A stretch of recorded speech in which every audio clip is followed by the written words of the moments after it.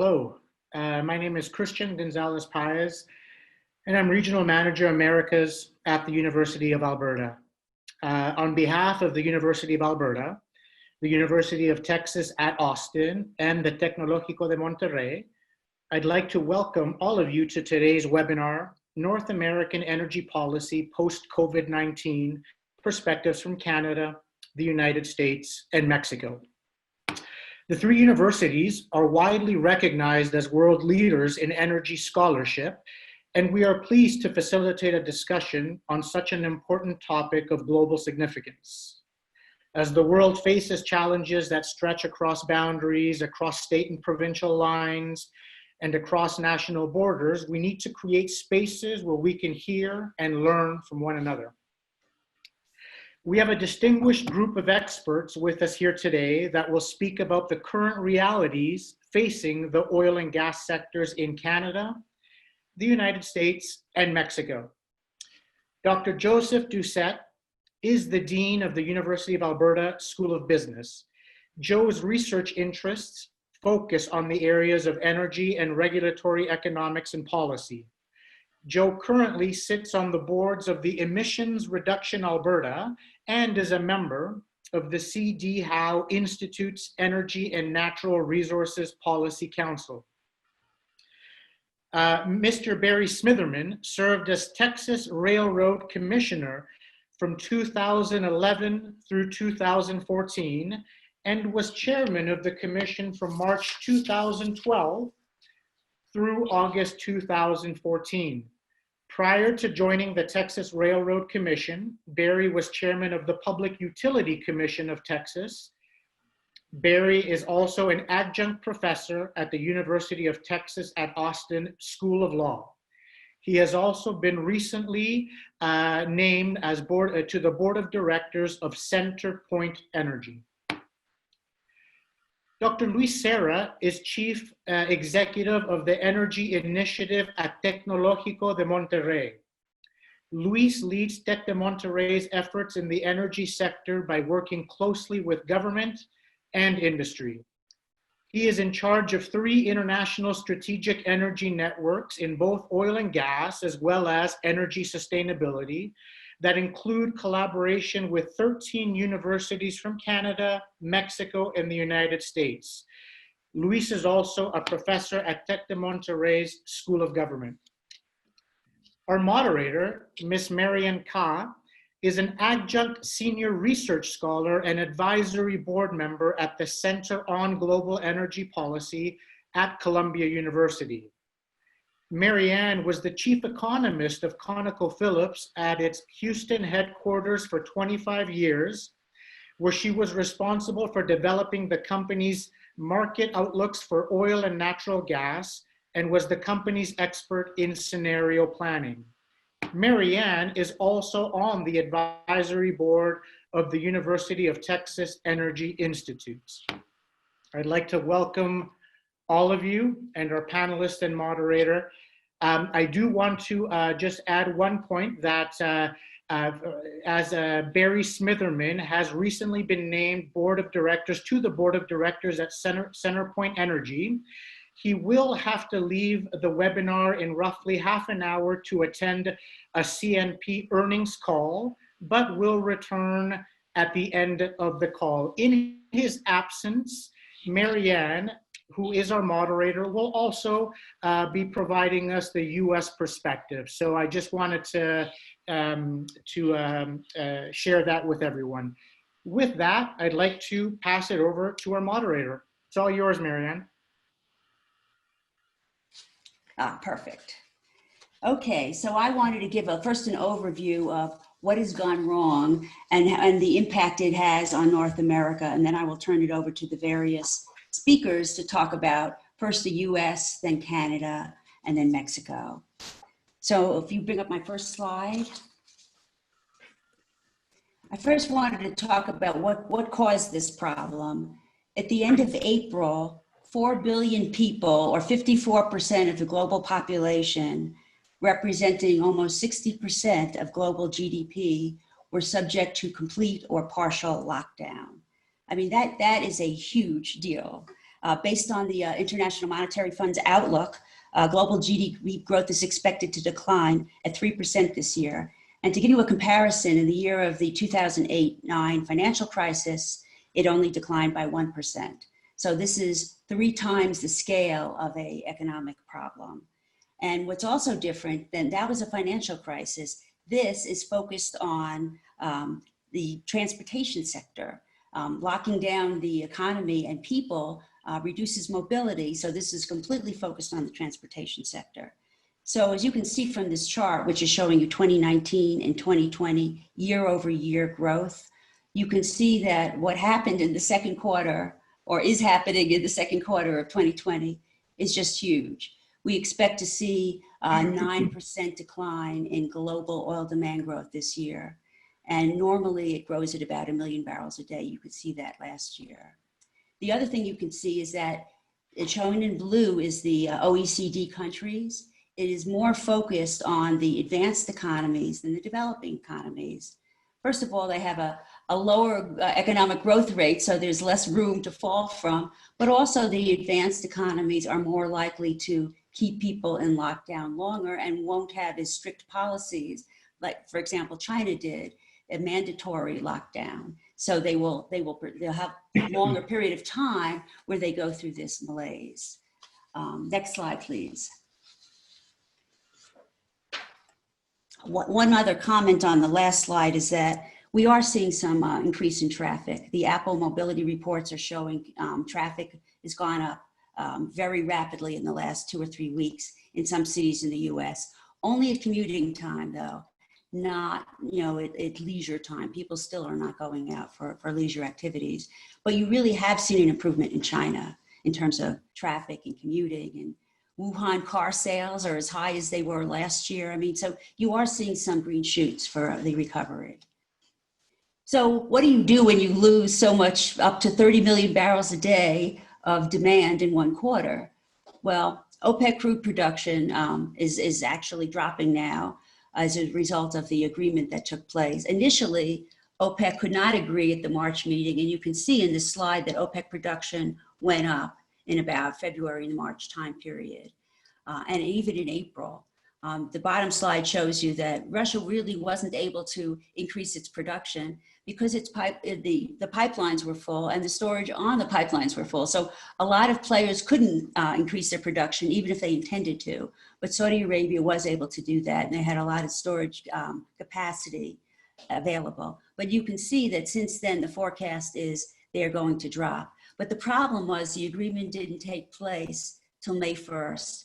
And when you consider shipping time, the 3 weeks or 4 weeks to get to the destination, this is not really going to affect physical markets until June. So the big question of the hour is, will storage completely fill up before relief comes from this OPEC production cut in May? And that's what everybody's sort of looking at and asking. Next slide, please. So what are crude inventories doing? I have a friend who has a company called KRUS that has satellite and radar imaging, so they can look at storage all around the world. And this is onshore storage. It doesn't include tankers. They look at tankers also. But it's just amazing to see from late February to the end of April how much crude inventories in the world have gone up as a rate of growth of about 4 million barrels a day.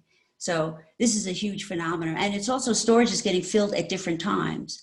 Cushing is probably pretty full now in the US, but there are other places that storage is not filling up as quickly. And China is actually drawing down inventory now. In fact, the question becomes, is it June or July when inventories, the storage is full and inventories start drawing down? Next slide, please.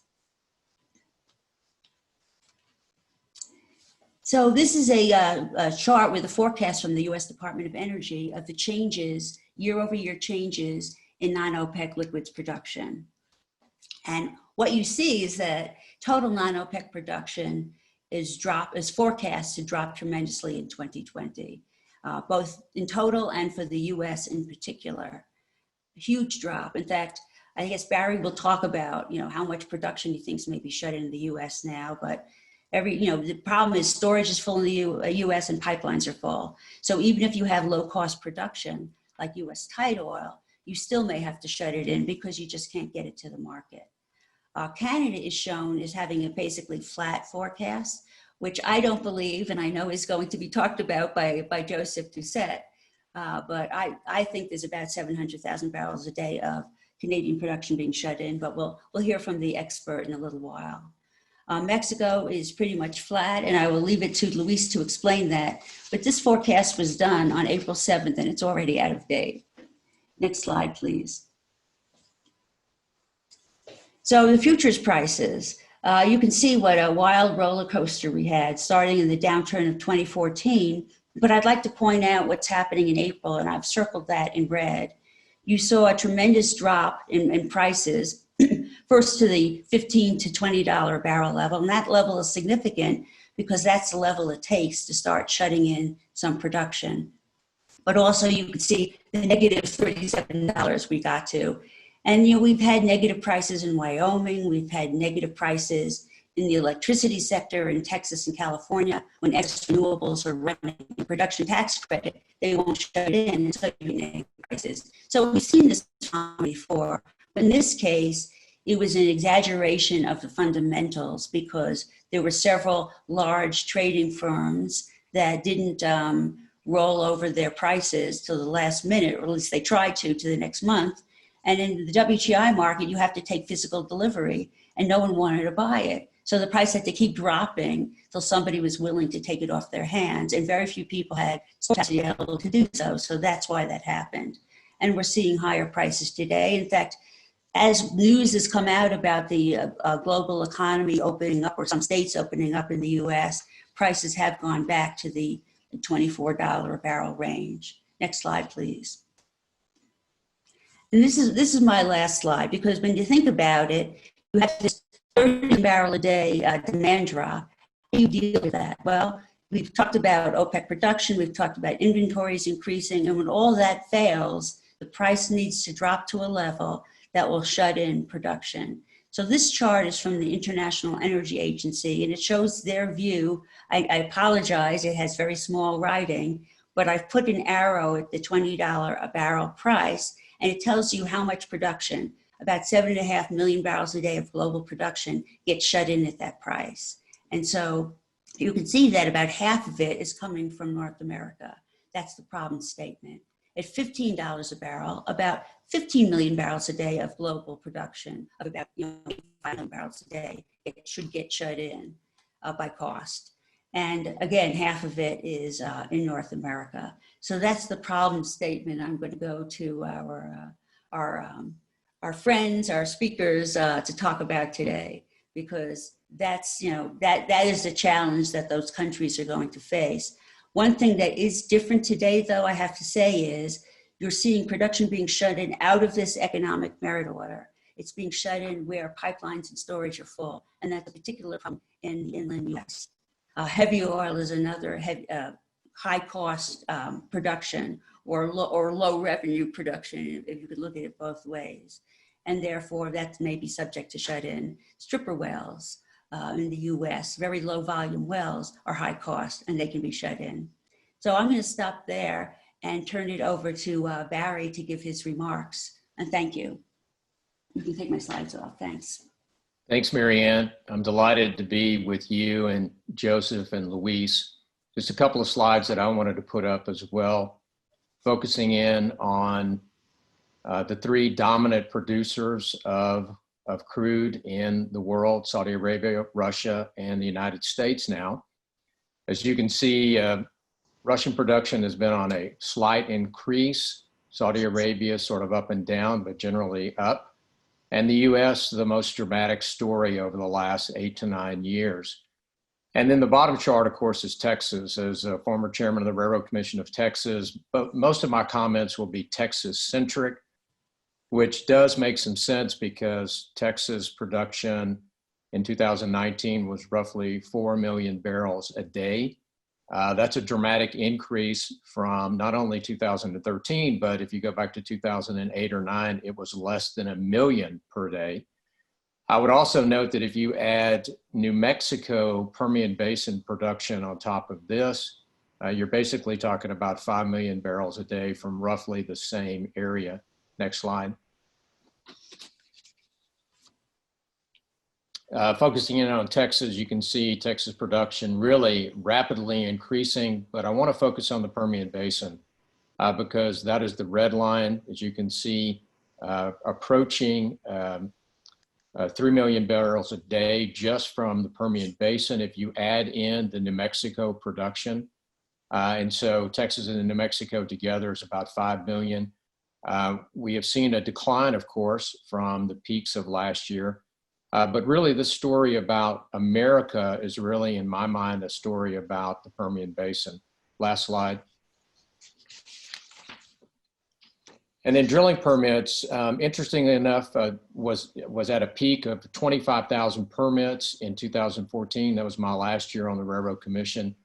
We were essentially processing 100 permits every business day.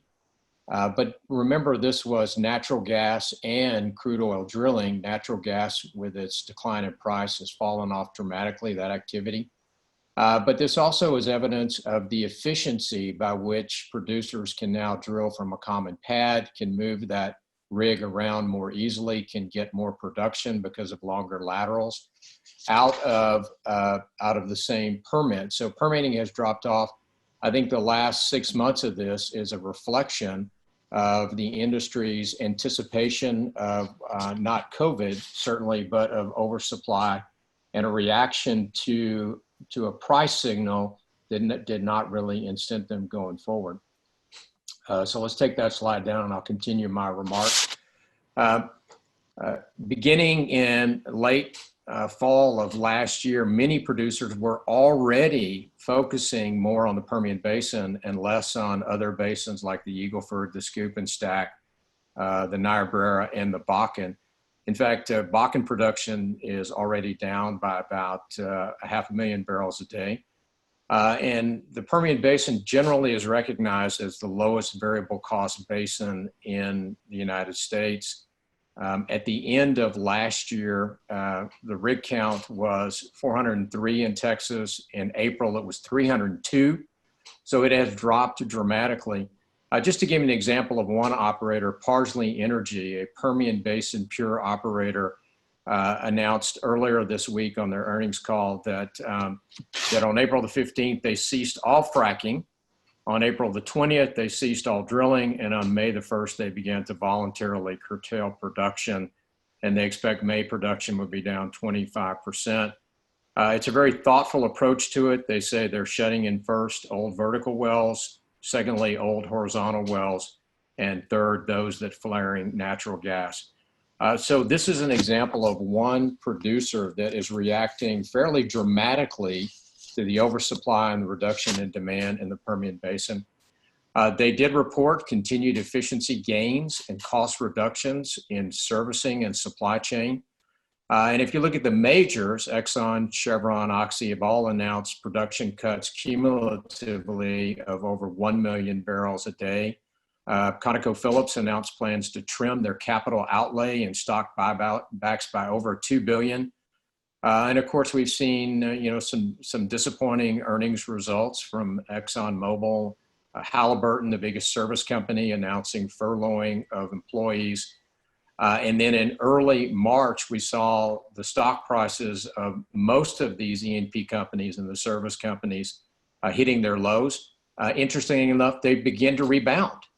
For example, Parsley stock has rebounded from its low, as has ExxonMobil and Halliburton. There is some good news. There's some green shoots out there. According to traders that I've spoken with, supply cuts are kicking in. And Marianne addressed this. Global demand is beginning to return. And in fact, perhaps this is optimistic, but one trader reported he thought that supply and demand globally would be back in balance by the end of 2020. And I don't know how to quantify this, but his comment was that the oil markets have a bounce in their step. And if you look at the natural gas forwards, which is an interesting indicator, because we get so much associated gas when we're looking for oil, we've had a very low gas environment, a lot of natural gas in America. There was some expectation that a reduction in drilling for crude would reduce gas supplies dramatically, which would make for high-priced gas. Incidentally, in the competitive markets like ERCOT and PJM, high-priced gas usually converts into higher electricity costs, so that's a side effect. But what they think they're seeing is a lowering of forwards in the gas market, which would indicate continued supply of gas. Let me briefly touch on actions by the government of Texas, because I know that's one of our topics, is what do we see policy decisions in a post-COVID-19 world? Governor Abbott, our governor, has been implementing a very thoughtful and phased-in approach to reopening the Texas economy. Just a couple of data points. Today, movie theaters, shopping malls, museums, libraries, retail, in-store dining are allowed to have customers at no more than 25% of capacity. On Friday, this coming Friday, hair salons and beauty parlors will be open with social distancing in place. And on May the 18th, offices, law practices, accounting, manufacturing, gyms will be open at 25%. And those establishments that were previously limited to 25% can now go to 50%. So it is a gradual, very thoughtful approach to opening up the Texas economy. Lastly, I would just address, and I think Marianne is going to clean this up for me later, the historic hearing that the Texas Railroad Commission had on a petition for proration that was filed by Parsley Energy and Pioneer, asking the Railroad Commission to do something they haven't done since the early 70s, based really going back to the 30s, when prorationing and the prevention of economic waste were put into place by the then governor of Texas, Ross Sterling. There was a robust 12-hour hearing. People tuned in from all over the world to hear the discussion, pros and cons. Eventually, the Railroad Commission decided not to move forward with any sort of proration, but did vote to give temporary relief and waivers on certain deadlines, for example, backfilling of disposal pits, plugging of abandoned wells, certain exceptions to casing requirements. And one of the things that was adopted was a waiver of hearings when a proponent wants to store in an underground salt facility crude. So Marianne addressed the issue of storage. This was an attempt by the Railroad Commission to try to create some additional storage in a faster way. The Railroad Commission also established a blue ribbon committee to look at the issue of flaring. We have had a lot of flaring in West Texas in particular, when wells are drilled and the pipeline infrastructure is not there to take the gas away. And the Railroad Commission has requested that this blue ribbon committee get back to it with recommendations on addressing the flaring issue. In conclusion, I spoke to a Texas congressman yesterday who had two data points. One, he said President Trump's involvement in the discussions with OPEC plus, particularly Saudi Arabia and Russia, were very instrumental in them reaching an agreement to reduce supply, and that the Congress is considering things such as tax relief, deferral of royalty payments, other governmental policies that could help us get through this period of time. So with that, I think I'll conclude my remarks. Marianne, I'll stay on a few minutes more. I got to hop on this other call and then I'll try to return. Thank you, Barry. Well, let's now turn to Joseph Doucette from Alberta and hear about what's happening on the ground in Canada. Great, Marianne, thank you very much and appreciate Barry's remarks. So the first thing to say is that Canada, unknown to many people, is the fourth largest producer of crude in the world. Canada produces between about 4.5 and 5 million barrels a day. There's a wide range of types of production. So there's offshore production, offshore of Newfoundland. There's obviously conventional, both heavy and light. And then of course, the big player in the game today is oil sands. And 80% of Canadian crude production happens in Alberta, where I live. So I'm mostly going to focus my remarks and comments on Alberta. So about 3.5 million barrels a day produced in Alberta. About 3 million barrels of that is from the oil sands, and oil sands production is split close to evenly between mining operations and in situ. And that's important because of the cost structure of that type of production. And it's also important because of the difficulties or some of the challenges with backing off some of that production or reducing production in real time.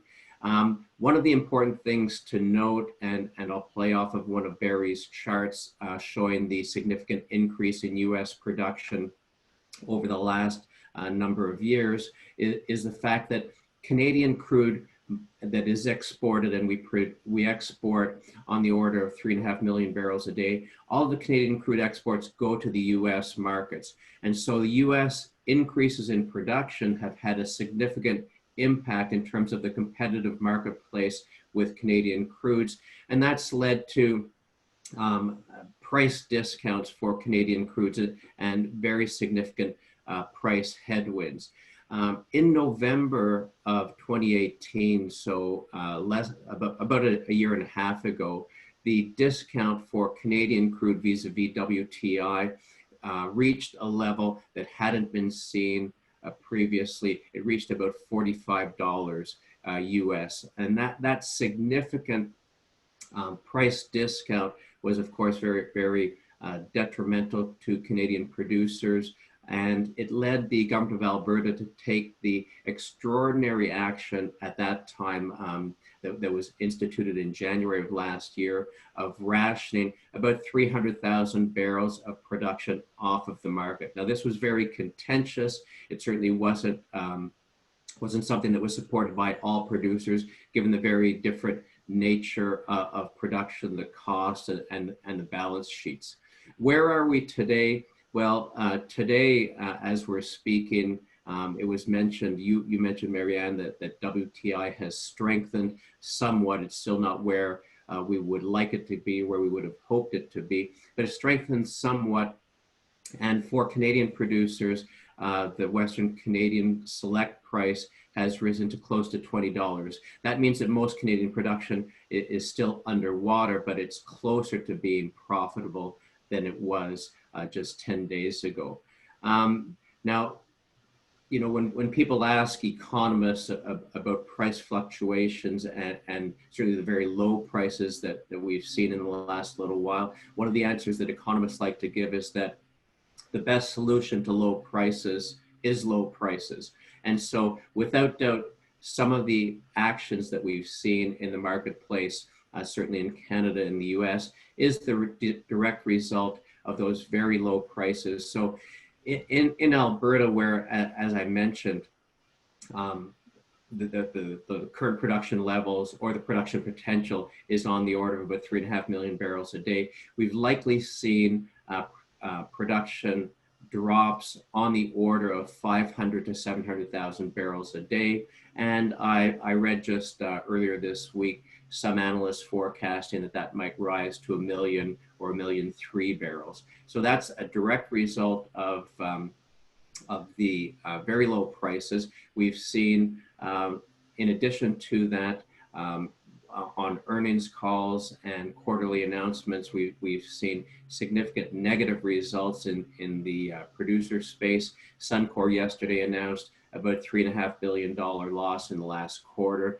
They cut back their dividend, which is something that we hadn't seen in quite a while.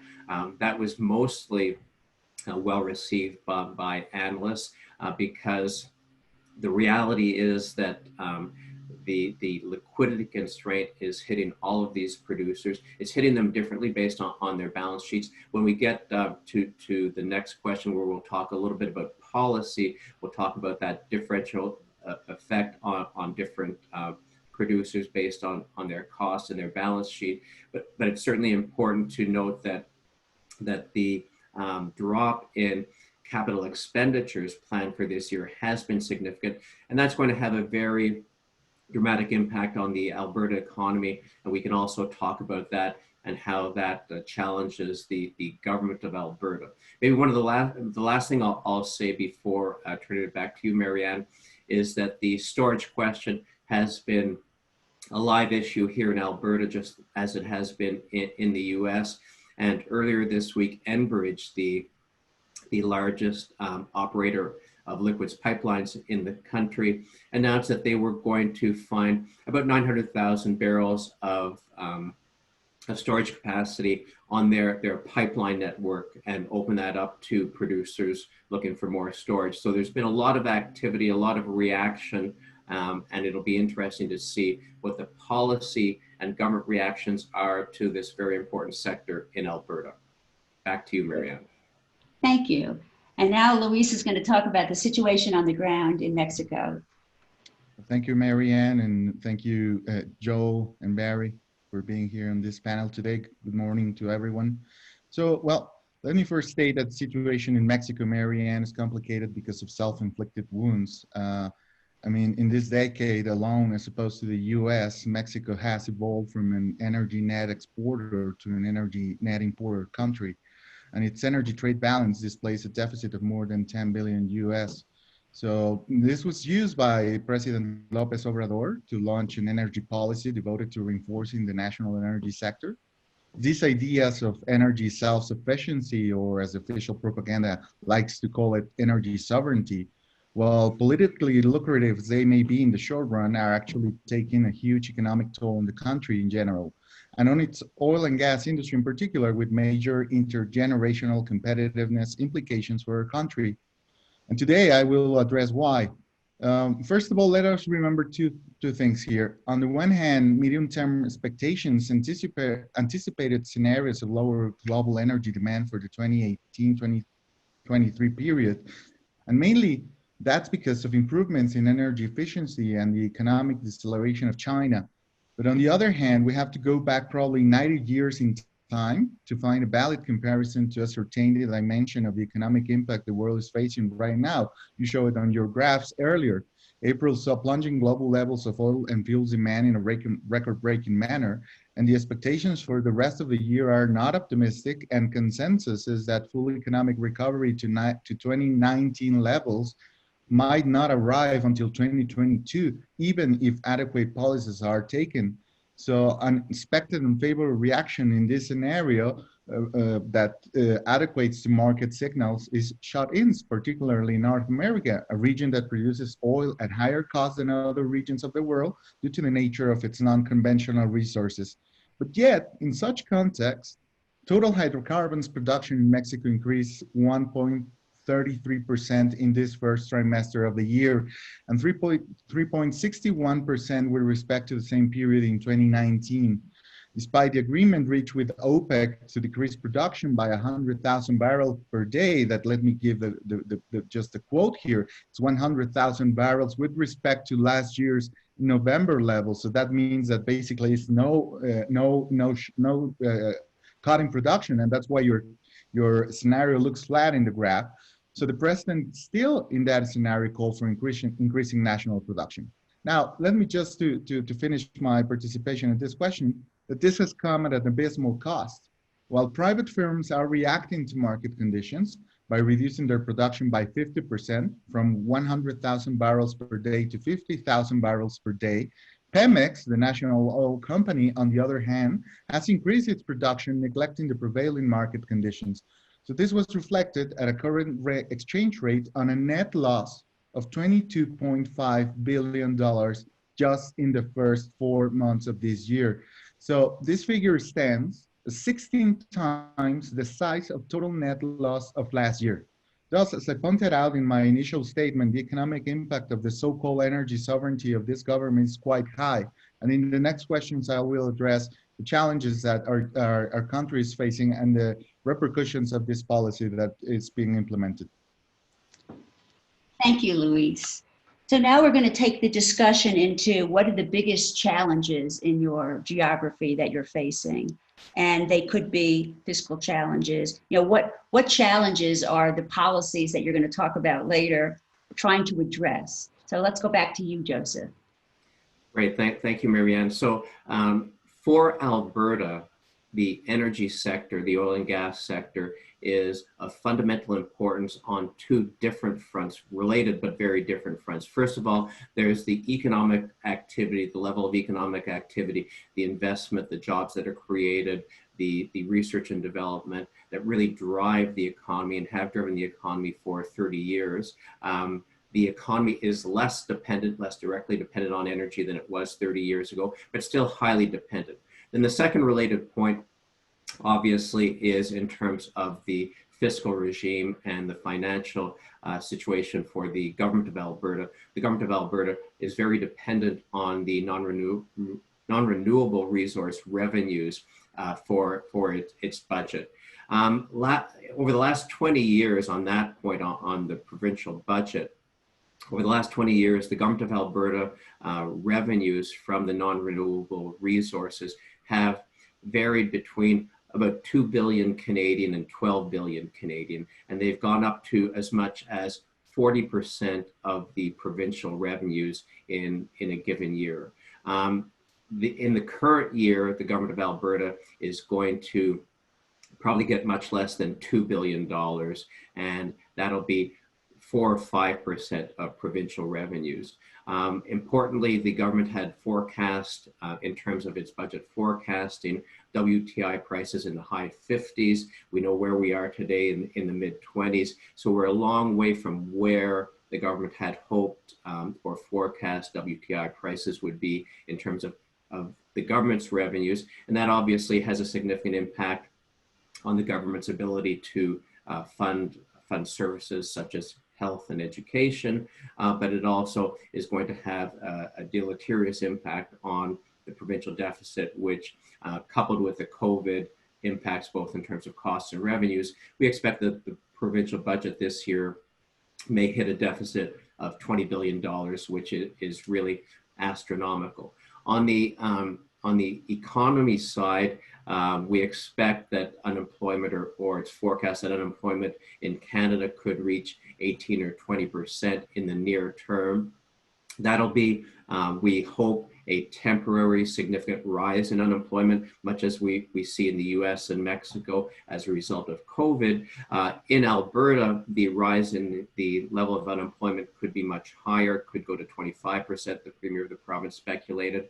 And the return to normal, to a 6, 7, 8% level of unemployment will likely be dramatically slower here in Alberta, given the situation of prices in the energy markets and the significant drawdown or drop in capital expenditures that's expected in the energy sector. So all that to say that the government of Alberta today faces a really significant set of challenges.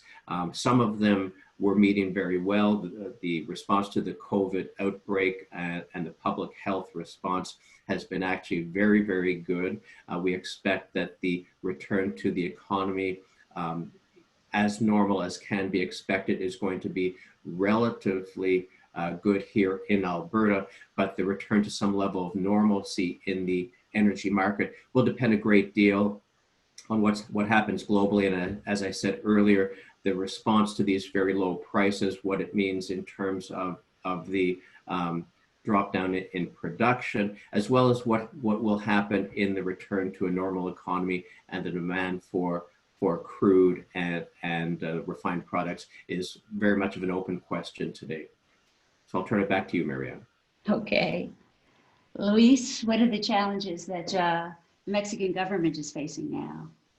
Yeah, well, first of all, most crude production in Mexico is heavy oil from conventional geological formations. So one of the biggest challenges is that COVID and the resulting economic crisis is rendering most Pemex production as uneconomic, as your graph of the International Energy Agency displayed.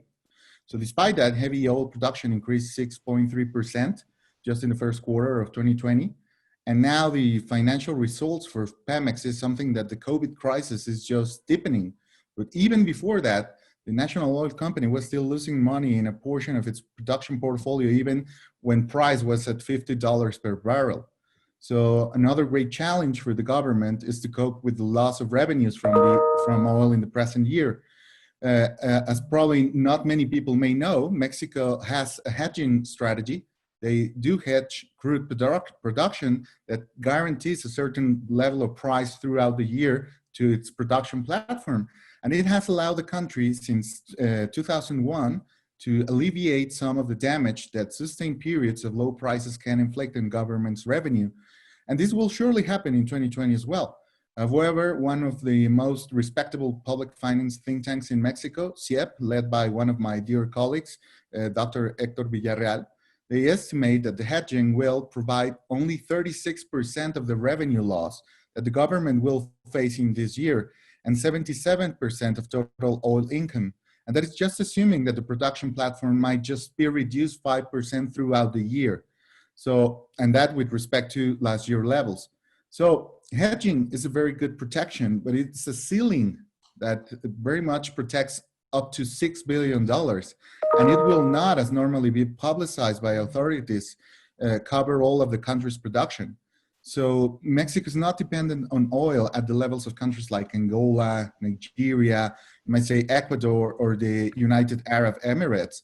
From historical levels of 33% of total income, our revenue is way below 20% levels now. But even with what I explained about hedging implications and decreasing dependency on oil revenue, Mexico has created a vicious circle around oil and more specifically around Pemex.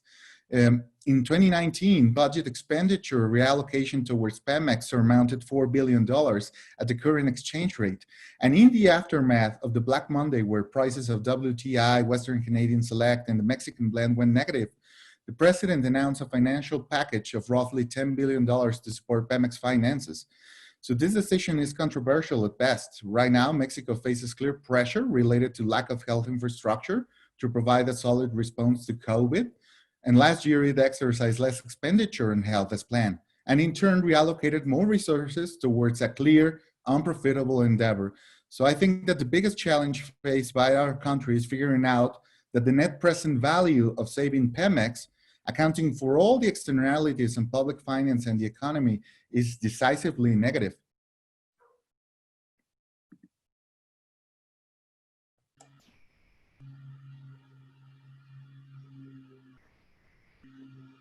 I think you're muted, Marianne.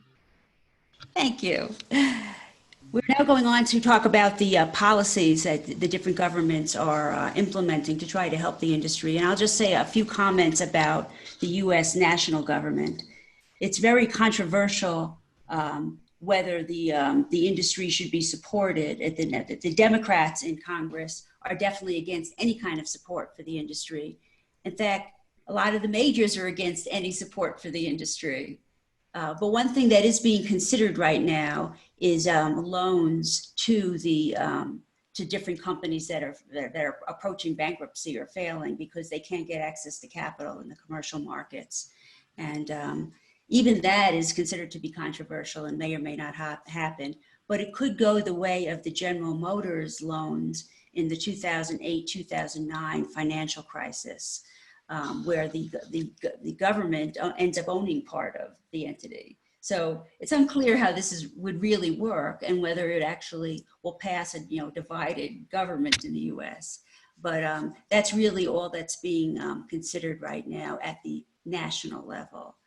So let's move to Canada and talk about what policies the Canadian or Alberta government have tried.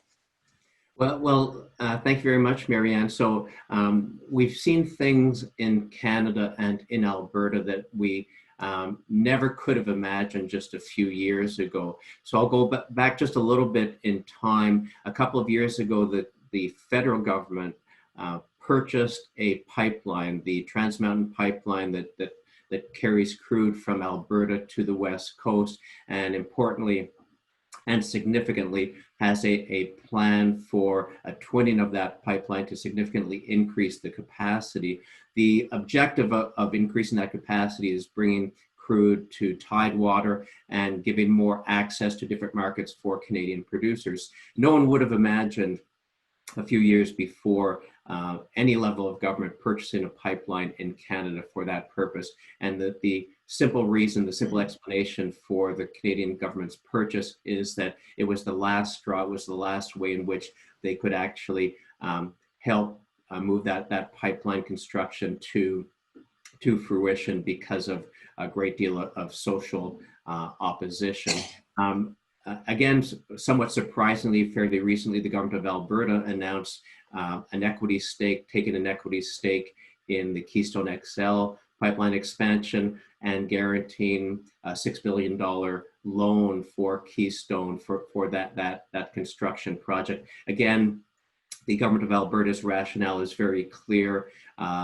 The province of Alberta and producers in Alberta really depend on pipeline access and increased pipeline capacity in order to remain profitable. That's important for the private sector, but also very important for the government of Alberta in terms of its revenues, as I mentioned. Let me now go quickly to just one step that the federal government has taken recently to provide liquidity to the sector here in Western Canada, in Alberta, Saskatchewan, and British Columbia. And that's a $1 billion fund that the federal government has supplied to clean up orphan and abandoned wells. And one has to see this, this move as the federal government, the federal cabinet really trying to strike the balance between the desire by some to support the energy sector against the vehement opposition from others for any level of support for hydrocarbon, the hydrocarbon industry, and a great level of interest in things environmental and things green. And so I think it was probably the best that could be done in that sense for the federal government to supply $1 billion to the sector, but targeting an environmental liability that's certainly an important and significant liability with these dollars. So trying to help the sector remain viable, or at least some of the firms in the sector remain viable, help save some employment in the sector, and also address an ongoing and important environmental issue. There have been other supports offered in terms of loan guarantees from some federally funded institutions, banks, and so on. But why don't I stop there, given where we are in terms of the time, and turn it back to you. Great. You know, that's a very interesting idea of that the environmental community and the Democrats might even accept, even in the US. Could you, for example, if you had a fund available for companies to spend on reducing methane emissions or flaring, that will keep some of their people employed doing something, and it will actually clean up the operation. So I love that idea. So what's happening? I'll just jump in and add, Marianne, since you mentioned emissions, along with that $1 billion for orphan well cleanups, there was $750 million for a new methane reduction program at the national level. So that's another piece to the puzzle. Great. So Luis, do we have anything that progressive to report about what the Mexican government is doing to help the industry? Well, we're actually not having the same problems as in US or Canada of potential job losses. The problem here and the best policy that this administration can implement is actually placing money from bad investments to good investments. At this point in time, that means that the new refiner project should be canceled, and those financial resources should be used to promote energy transition in the country. You have to shut down non-profitable activities in Pemex and redirect its long-term investment portfolio, reactivate bidding process on oil and gas fields, allow the national oil company to hold joint ventures in complicated fields, and reduce the burden of its debt. But the problem is that in Mexico, as opposed to what you guys have, we have a centralized energy policy, and the overall response of that policy is counterintuitive. The president is obsessed with last century's ideological ideals of energy sovereignty at all costs. So his administration will push even further to increase production of both oil and fuels. What's the consequence of that? This will most likely put pressure in the medium run to public finance, particularly in a scenario where the recession was already knocking on the country's door even before COVID crisis ignited. So the Pemex outlook is negative and unpromising, as per reports of most credit ratings have shown over the past year and even this year. And with current policies implemented by the federal government, which separated possibilities established by 2013's energy reform, Pemex is definitely on a path of bankruptcy. It's normally claimed that Pemex requires a loose fiscal scheme, but while it is true that Pemex is heavily taxed by the federal government and the current administration will reduce such burden, this won't simply be enough. Even if all fiscal flexibility is applied to Pemex, net loss would still surpass $20 billion. And notwithstanding its shortcomings as a financial indicator, evidence of this reality is that the margin of Pemex earnings before income tax depreciation and amortization, the EBITDA, is on a downward spiral. So in 16 months, this administration with the energy sovereignty goal has placed a net loss to Pemex of 64 billion US. And this new refinery project makes no sense at all from a technical, financial, and social welfare standpoint, given that Pemex loses $2.5 per barrel of refined. So I think that the policy implemented by the federal government is clearly unsuccessful and will ultimately drive Pemex financial resource towards insolvency. Well, I think both of you sort of answered the next question, which is, is there any way of turning this into a green transition, this situation in terms of funding? And we talked about Canada and how you were funding various orphan well cleanup and methane emissions. It doesn't sound like Mexico is going deeper into hydrocarbons. Is that correct? Is there any green stimulus for the energy industry in Mexico? Well, let me just jump into that right ahead, and forgive me, John, for allowing that spot. But let me just say that the energy transition or the low sustained periods of oil prices will definitely not favor the prospects for a clean energy transition in Mexico. But in my mind, this is only because it will be used as a scapegoat by AMLO's administration to favor its oil and gas oriented energy project. Before coming into office, the president had something called it's like an energy plan, but it's called the Petroleum Program. And it basically reflected 10 strategic guidelines to advance the rescue of the energy sector. Because in the president's mind, the energy reform destroyed completely the energy sector. So no strong stance was then made regarding energy transition other than it was just necessary. In reality, though, the stance of the executive has been actually antagonistic with renewable energy. This was completely displayed since the inception of the new refinery project and the cancellation of tenders to promote investment in new renewable generation of electricity. Also with the cancellation of key infrastructure, transmission and distribution of electricity projects that would relatively alleviate congestion in critical points of the grid and favor the incorporation of renewables into the energy mix. Let me say that April was a particular month because we saw historical low oil prices and plummeted oil and fuels demand. But in Mexico, we have also fuels demand plummeting by more than 32%. Even in that scenario where we have no storage to safeguard product that cannot be sold, we have a historical worldwide excess refining capacity. We have lower refining margins and financial losses for Pemex in refining. They are still pushing to accelerate the refinery project. And last week, to make matters worse, the federal administration, through its independent system operator of the electrical grid, it's called SENACE, announced an agreement through which allegedly, in sake of guaranteeing the efficiency, quality, reliability, and security of the national grid, they are to adopt measures that basically create a major roadblock for renewable generators and investments to come online in the remainder of the year. So this is a problem because in reality, what's behind this measure is that last January, as you may all know, the International Maritime Organization established further limits to the sulfur content in ships' fuel oil. So this has created pressure for Pemex because its fuel oil production now cannot be exported. So the only alternative for Pemex is to give this fuel oil to the Federal Electricity Commission, which is Mexico's largest utility company, so that fuel oil can be used in obsolete, costly, and polluting fossil fuel-based generation plants. So all this is is going to be used as a scapegoat to really display the energy policy behind it, which is not favor energy transition and continue pushing oil production. My goodness. Do we see green stimulus to the energy industry in Canada, besides the things you've mentioned already?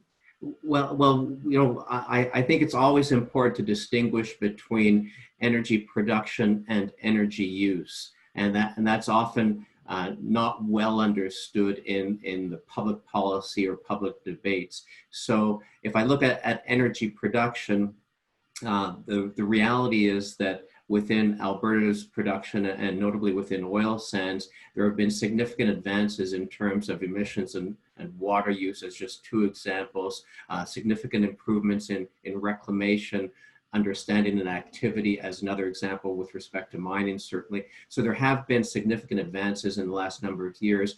We are going to see a dip without doubt as a result of this situation, because at the end of the day, low prices are an inhibitor to a move towards more environmental actions, whether it's because they're costly or because of consumer demand and so on. So we are likely going to see something of a dip in terms of the demand and supply of environmental actions because of these very low prices and the financial hit on the industry. But I wouldn't bet that is going to be a long-term impact. I think longer term, as we develop more technologies, as consumers become more savvy and demand more environmental goods and services, we're going to continue to see a greater demand for environmentally responsible production, consumption, and use. And that's certainly the case here in Alberta. If I look at the electricity sector, about 10% of our electricity generation capacity today is wind. We're a leader within Canada in terms of the amount and the type of technology, and that's very beneficial for emissions within the sector. Great. One last comment. I mean, listening to you makes me think, consumer demand for environmental goods. For the first time, you talk to people in Seattle and India, people are seeing clean air in cities and seeing things they've never seen before. Is that going to change people's demand for environmental goods? So I will end it there with that open question and turn it back. Oh, I see Barry's back, but of course we need to end now. So Christian, do you have any last comments to make? Yes, thank you, Marianne, and thank you to all the speakers for an excellent discussion. In particular, I'd like to take this time to also thank the Energy Systems Signature Area and the lead, Dr. Ann Nath, for all her help. I'd also like to specifically thank Dr. John Butler, who is from the McCombs School of Business and also at the Kay Bailey Hutchinson Center for Energy, Law, and Business at the University of Texas. And of course to Luis at the Energy Initiative at the Tec de Monterrey. I think the three, university that lead the energy portfolio came together to put on this excellent and rich discussion. So I'd like to thank you all. Finally, I'd like to thank all the participants that joined us. We had roughly 400 participants, and I think they all enjoyed an excellent discussion. I'd like to not only thank you, but let you know that this webinar was recorded and we will share the link to with all the registrants. So with that, on behalf of University of Texas, University of Alberta, and Tecnológico de Monterrey, I'd like to thank you all. Have a good day. Thank you. Very much. Thank you.